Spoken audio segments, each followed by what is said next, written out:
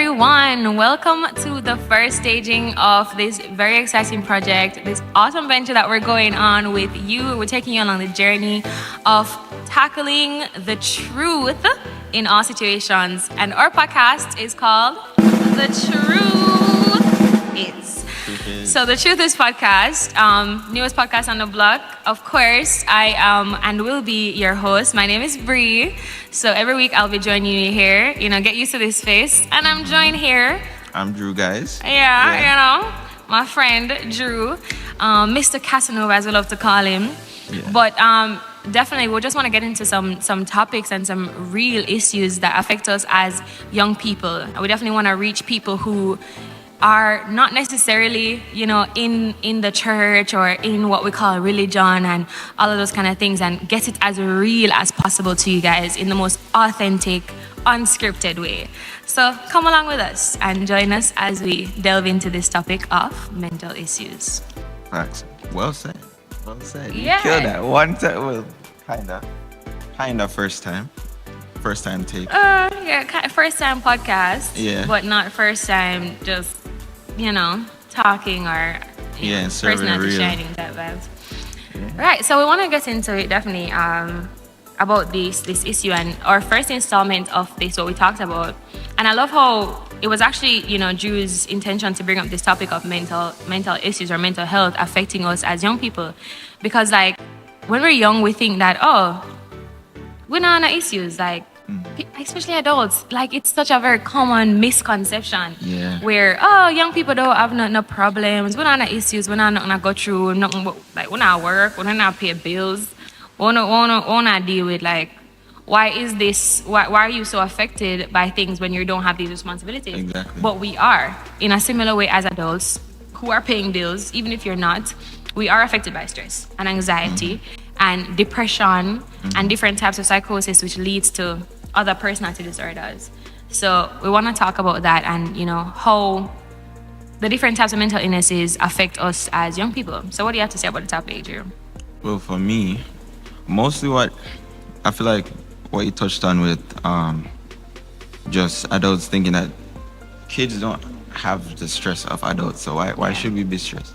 I'm not a kid. We're not a kid. Yeah. But we relate to being kids and being like, yo, don't worry about wait till you reach adulthood, you know? Yes. And it's facts dreaded. still, The dreaded. Right? It's like, y'all don't have anything to worry about.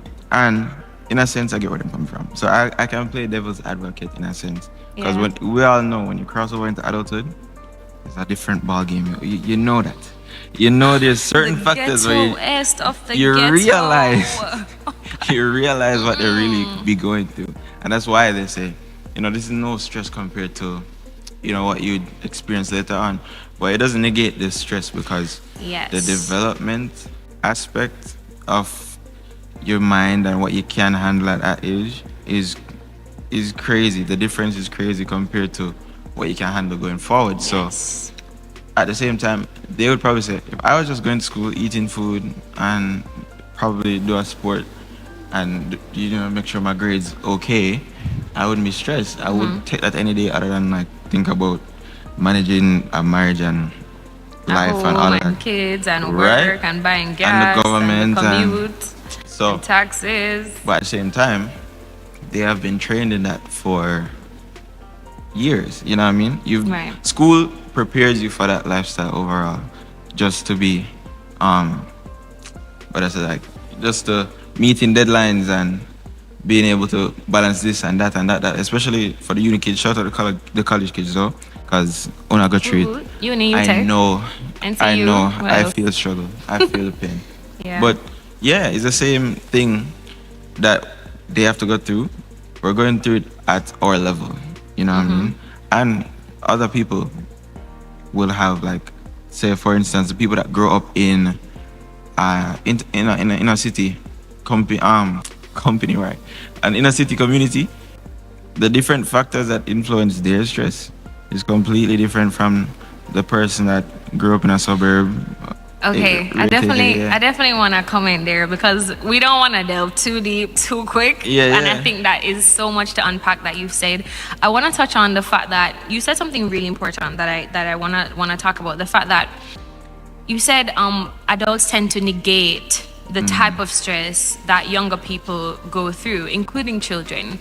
As you said, we're not children, but we have been children, like recent, like yesterday. Exactly, like yesterday. Like yesterday. It's not. We're not too old, you know.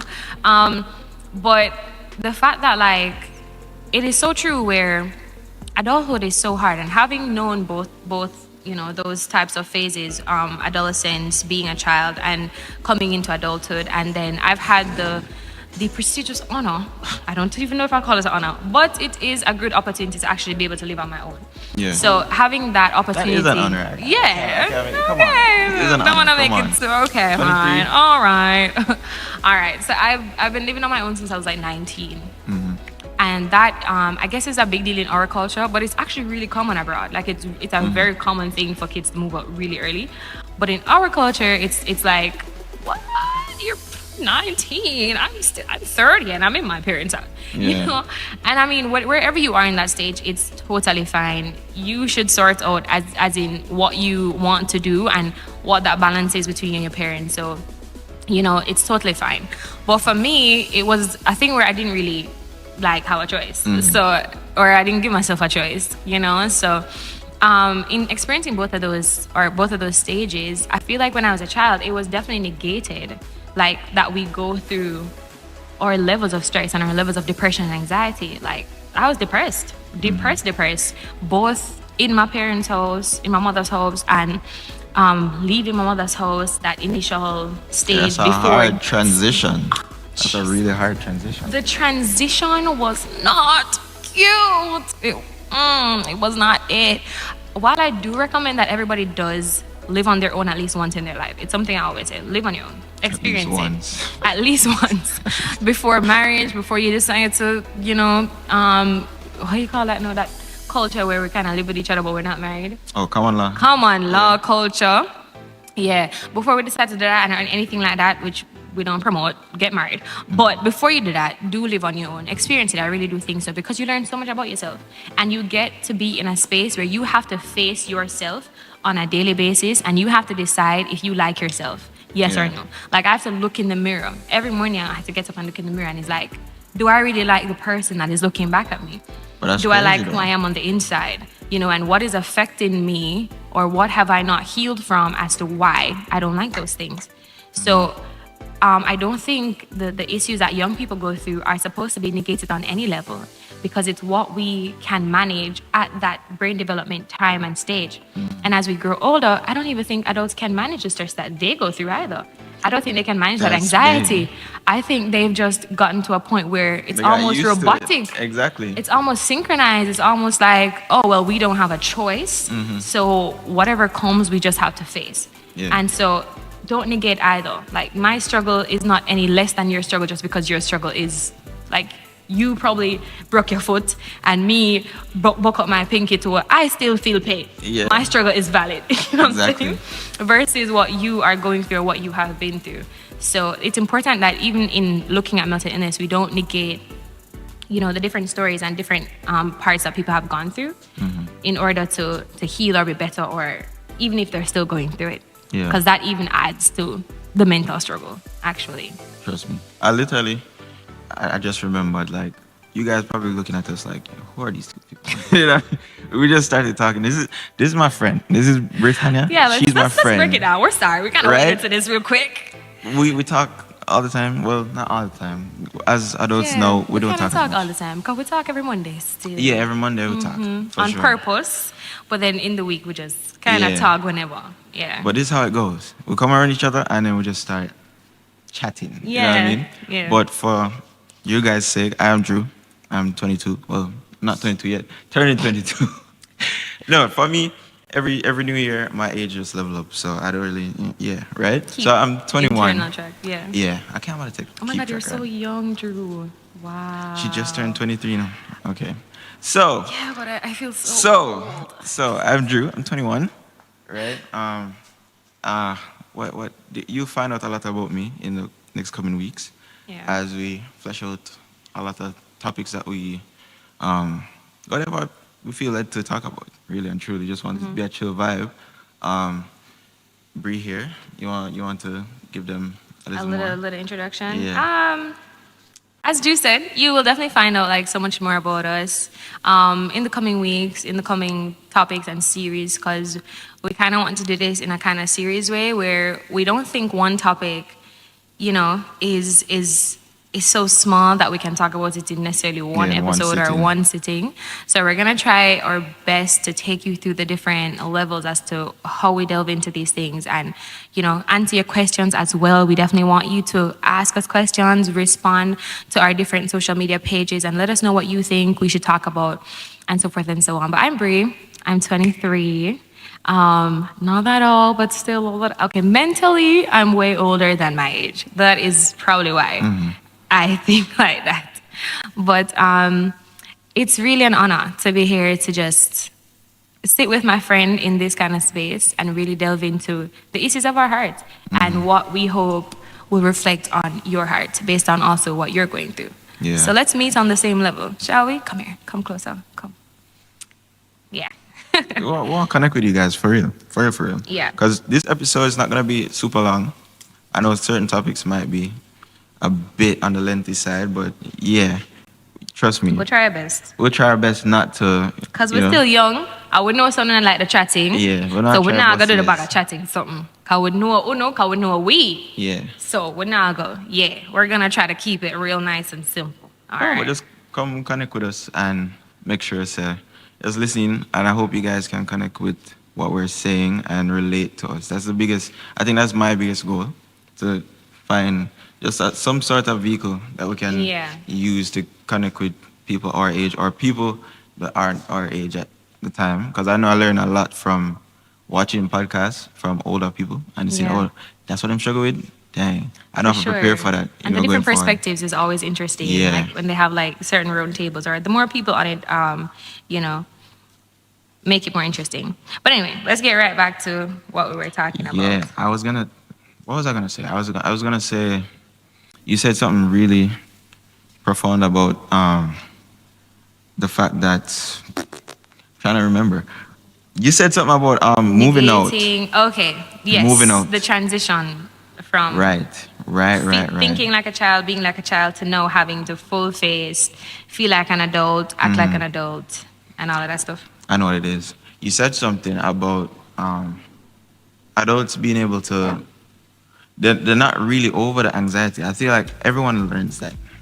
The older you get, when you get over, I'd say 18, if you start thinking deep enough, you start realizing, oh, they don't got this all the way figured out. You know what I'm saying? They do not have this figured I'll out. tell you the but truth. they do know how to cope with it. So right now, they know that the I don't even demand hear of that. society and everything else is much more important than my feelings right now. So what do I need to do? Find a way to get over this quick so I can get the task done. And then I drink some wine and cock up and watch show, Yeah, an African movie, Netflix. till drop asleep, you know? So, in a sense, we're the same, but they don't give us the same level of, I guess, grace Understanding and or understanding. grace, yeah. So we're talking about mental illness, and we're getting right back to that. And like as you were saying, bouncing off of the whole point of like not negating what young people have been through. So generally, and when you look at statistics, first of all, let's talk about what mental illness is. So mental illness or mental health in that psychosis kind of way is generally a term for a group of illnesses that may include symptoms that can affect a person's thinking, their perception of reality, their mood, or behavior. So mental illnesses can make it difficult for anyone to cope with work, relationships, other demands in life in general, right? So different types of things happen in our life and affect us based on where we were grown, the trauma that we've experienced, or just what we have to deal with on a daily basis. That can also affect you mentally, because some people can operate great in routine, and for other people, routine drive them absolutely crazy. Yeah. So going from there, That's facts. some of the mental illnesses that are really common, especially among young people, and I think we don't really consider it a mental issue or mental health issue, is anxiety. Like Yeah. anxiety disorders, causes stress, your rapid heartbeat increasing, mood disorders as well. For females, I know that time of the month and your mood just kind of, chip off, and it causes you to kind of act in a psychosis kind of way because we go through so much in that way. What And about panic attacks? oof, That's like on the list. it's on the list and it's not talked about enough, if we're really being honest. Like people Or is have, that a result of anxiety? I definitely feel like it is a result, or it is a after effect of anxiety, stress, that build up of depression, or like not being able to cope with whatever you're going through. When I realized, I remember having a conversation with my mother just like yesterday, right? And I was like, my mother works with psychosis people, right? So she has to go through all of that with children and women and men. And we were talking in the fact that men generally handle stress and depression and anxiety way worse than women, or compared to children. So if we're having like a 100% scale, and we're putting men, women, and children on the block, we see where men would be affected by mental health like a good 60% of Yeah. that chunk of people. And then women would be like a Why you think that 20, is, though? 30%, or like 25% women, and then children would be like a 15%. Because children are also deeply affected, but normally it's based on coming from a place of trauma in their home, or like abuse. So I wanted to ask you, as a man, why do you think that is, Drew? I was asking you first, but all right. For me, as a man, an adult man now, really and truly, I think it's just not enough outlets. This sounds cliche, but really and truly, it's not enough outlets for men to express. Really and truly, it's And what do you mean by outlets? Like, let the people know, like, what do you outlets. mean by like what they're not enough outlets? As a man, if you're watching, you'd know that at a certain point, I don't know. To me, once you pass like age 16, people don't really want to hear you complain. They think, or I've seen where expressing yourself and how you feel is seen as complaining, because if you don't have a problem, Deep. like a Yep. solution Yep. to the problem that you're coming up with, it's like, okay, what do you want me to do about this?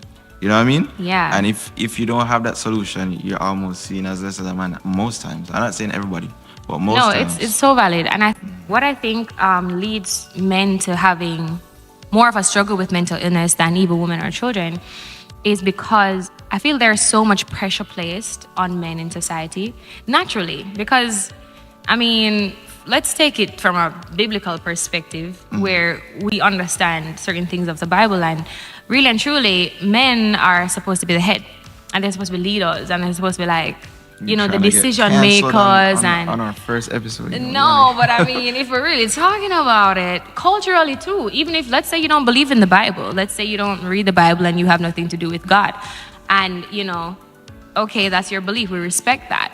But at the same time, culturally too, there's so much pressure placed on males to perform to this level. There's so much expectation around being a man. I mean, there's expectation around being a woman, but we're not trying to gender, it's not a right gender now. war, okay? But in general, I think that's why men have a harder time coping with, like, all that expectation, being, like, not able to perform, not able to meet those expectations. So if you're not able to earn a certain kind of money, you don't drive a certain car, you don't have a certain job, you're not leading certain ways in any type of relationship, or even in your home, or even like providing with your parents, you just feel less than a man. And it Yeah. causes this internal buildup of stress and anxiety to happen. But for me, actually, where it's almost like a lose-lose for men right now. Really? Because I'm not like one of those guys, but men need to express themselves and be all sappy on the internet. I do not agree. soft and- I do not agree. Yeah, because soft. When I say soft, I don't mean just taking care of yourself. That in no means Yeah. is soft. And I guess we'll get more into that if we don't have time, because I know we're strapped for time today. But in terms of expressing yourself as a man, it's kind of a lose-lose, and that's because, in a sense, there's such a thin line in between you actually fulfilling that role and then being sexist, and then being fueled by a toxic masculinity. You get what I'm saying? Okay, so it's a balance between I don't want to be a too emotional type of man, but I don't want to be a toxic masculine man. I don't want to be labeled as somebody who's doing, red pill stuff. And then at the same time, if I express myself, I'm also complaining. You get me? So it's that's no how it's real room for okay, so men. it goes back to what you said about outlets then, about like the fact that you don't think there's enough outlets. I think I agree and disagree. I do believe that men should express themselves. And I feel like if you guys do have healthy ways of expressing yourself, whether within relationships or within your friendships as brothers and, yeah, my dupes, chups, go up on the beach and chill and grab a beer and, relax and talk. I feel like... Well, you not gonna understand as much. Because male friendships, she's a very, very, very, very good communicator. You guys can probably tell, right? Yeah. Yeah. And about friendships, she wants to know everything about you and your business. Want to know your business and help you with it. Guys know that it's just a culture. You know what I mean? It's I can't really explain it, but it's much more.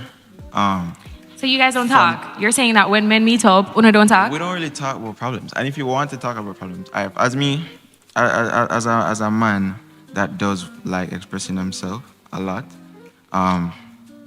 it's really hard when the culture around men is really to just have fun. When you link up, it's kind of an escapism type of relationship. Okay. So at the same time, if you're not gonna get that from men, right? And it's a lot to ask men to change the culture overall and just say, let's all as men just start talking about emotions, right? And how we feel. Because why? A lot of men, they want to talk, but it doesn't, because they haven't talked for so long, it gets so weird for them just start a to whole just start conversation a whole like, conversation. hey, They don't even know how really, like how to get it out and reason it out in the realest way. So for that, as I said, there's no real escape from the culture. And then outside of that, that's where I would have put women under the microscope in a sense, because you'd have women that actually will get that side of a man to come out, and then it's almost like poked back into the cage, like, let's use it the common against thing him. is using it against them, or actually being like, all right, this is a ick for me, so you know what I mean? He started talking about his feelings, so he ain't got his stuff together, he's doing got his business together. Okay, so to break down like what you've said, so men don't have enough room for escape that men feel safe in, because safe is the crucial word there, because men can express and escape, but they don't feel safe. And so it's important that in a balanced society, if we expect so much from our men, or we expect so much from our women, vice versa, that we create those avenues and we create a safe environment for both persons to be able to express stress and express, because I don't feel like meeting up to go out and drink and chill is actually tackling the issue. I feel like you can escape something, and it's something I feel like I'm very sure that going out or having fun and vibing is escaping. So you're escaping it to go right back to it. And that does not help. That actually emphasizes the problem even more. Because when you go back to it, you're going to be like, oh, wow. Can't believe that I come back to this when I just had such a great day, or whatever it was. So we have to create avenues for each other, men, women, children alike, to actually express ourselves in safety. Because the same men who are affected by mental illness the most are the same men who result in doing, actions and crime and violence and those kind of activities as a means of coping, when really and truly nothing fills that void. For us, for me personally, and I'm pretty sure for you as well, I believe just having a relationship with Jesus fills that void for me. Like, it's such a cliche thing. I know. And this is not just for Christian people and people of faith and whatever. Okay, I respect your belief, even if you don't believe what I believe. It's okay. But in truth and in fact, knowing that there is someone so much bigger and greater than you. There's someone who completely manages all of your cares and all of your problems and everything that goes on in your mind. It doesn't matter what level you are on, there is nothing that separates you from God. There's nothing that separates you from that one person, from that one aspect that just centers your life, recenters everything. So it's like when everything is going AWOL, I just pull for Jesus, and So that's he's really my your outlet, escape. really. That's genuinely my biggest escape. Not friends. You know, sometimes I love to go to a river. Like this weekend, I'm going to a river. River. But I love to go to water bodies and just chill. But then I don't want to go there just to come back into the problem. So Yeah, really that's and another truly, form of escape. I isn't it? have to Yeah. find a means of escape that takes away the problem and separates me versus just allowing it to feel numb for a while. It's like numbing cream. Yeah. Like don't let things be a numbing cream. Actually find a means of escape that is healthy and good for you. Yeah. And That's a for pretty me- hand. Yeah, for me, it's really, it's really, it's a thing where we have to talk about. This is such a big topic. Such a huge topic. We're planning, I'll let you know from now, we're planning to have this as a whole season. Right? Yeah. A season, Well, we like just talk 3-4 about this. episodes where we just really delve into this much deeper. It's such a big topic, and we're gonna go into different types of psychosis. Psychosis can manifest as eating disorders, anxiety, as we said, Whole bunch. OCD. I'm guilty, Low key. but Low key OCD. Yeah. but we're gonna go into this so much deeper. So while we are wrapping up this first episode, we do hope that you were able to sit with us and just understand the conversation. You know, again, send us your questions, send us your queries, send us your concerns. We will love to tackle them in the next episode. This has been The Truth Is with Bri and Dru. Thank you so much for joining us. We're going to be putting some mental health lines that you can call. You can reach out to these folks, these apartments that will assist you with whatever you're going through. And remember, we are here for you. We're made to bear each other's burdens, so don't neglect that. Lean on a brother, lean on a sister, and join us here next week. Bye-bye.